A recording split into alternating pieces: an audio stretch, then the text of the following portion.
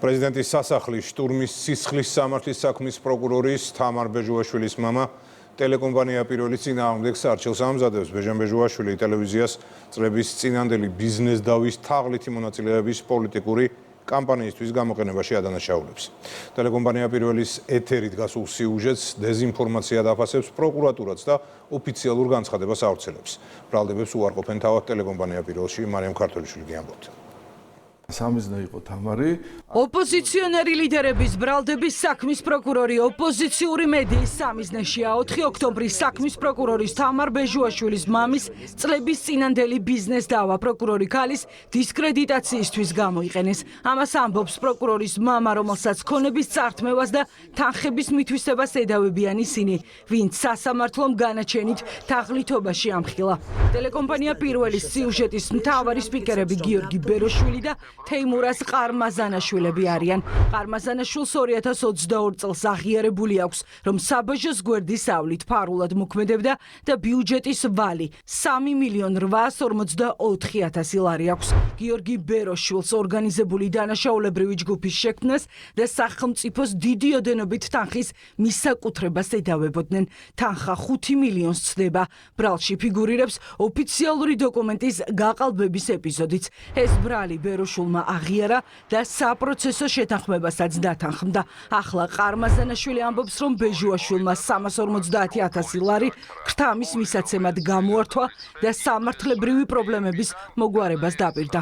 მძიმე ბრალდებების ადრესატი და ყოფილი ბიზნეს პარტნიორი ბეჟუაშვილი ამბობს, რომ თანხა ბიუჯეტის წინაშე არსებული დავალიანების დასაფარად გამოიყენა.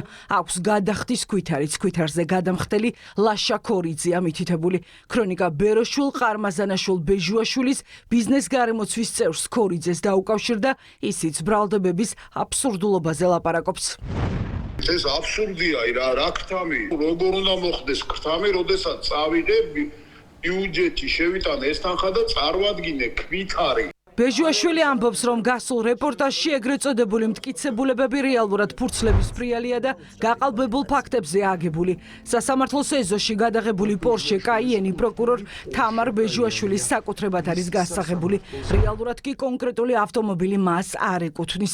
გიორგი ბეროშვილი ამტკიცებს იმასაც, რომ პორშეც და ლექსუსის ჯიპიც ბეჟუაშვილებს მან უყიდა. ბრალდებების ადრესატმა გამოგვიგზავნა საბანკო ამონაწერი, რომლითაც ადასტურებს, რომ ავტომობილები სესხით შეიძინა. რამენერად თავი არიდონ სასამართლოს მიერ დაკისრებული 2.5 მილიონი ლარის გადახდას. ბიზნეს პარტნიორებს შორის 3 წლის წინანდელ დავაზე არსებობს სასამართლოს გადაწყვეტილებაც, სადაც ბეჟან ბეჟუაშვილის სასარგებლოდ მილიონის გადახდა ბრალდებების ავტორებს დაეკისრათ. 3 წლის შემდეგ დავაზე მომზადებულ რეპორტაჟში პროკურორი თამარ ბეჟუაშვილი 16 ჯერ არის ნახსენები. არადა თავად TV პირველის სიუჟეტის გმირების ადვოკატი ამბობს, რომ პროკურორს დავასთან კავშირი არასდროს ქონია და ის არც ერთ ეტაპზე არ სათფიგურირებს. არანაირ შეხება ამ პროკურორთან ჩვენ არ აგვაქვს, არ ჩემს მართლობებს კიდე აქ ჩვენ გვაქვს ომი, პირდაპირ გაგებით ტაღლით ბეჟან ბეჟუაშვილთან. ტელეკომპანია პირველისთვის პროკურორის მიმართ პოლიტიკური მოტივით აგორებულ შავ კამპანიაზე ბრალდებები მიუღებელია. ჩვენ წავიკითხეთ და მოვყევით ის დოკუმენტები, რომელიც 3 წელია საგამოძიებო უწყებებში ბატონი ბეჟუაშვილის ყოფილი ბიზნეს პარტნიორების მხრიდან არის წარდგენილი.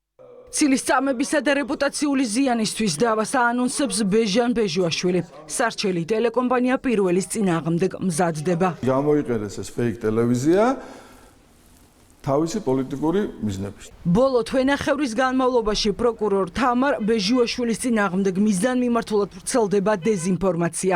პროკურატურა ფაქტს განცხადებით გამოეხმაურა. უწყებაში ამბობენ, რომ ბრალდებების ადრესატები თავად არიან მსჯავრდებულები და ბრალდებულები. თამარ ბეჟუაშვილი ხელისუფლების ვერშემდგარი დამხობის ორგანიზატორთა საქმის ბრალმდებელია.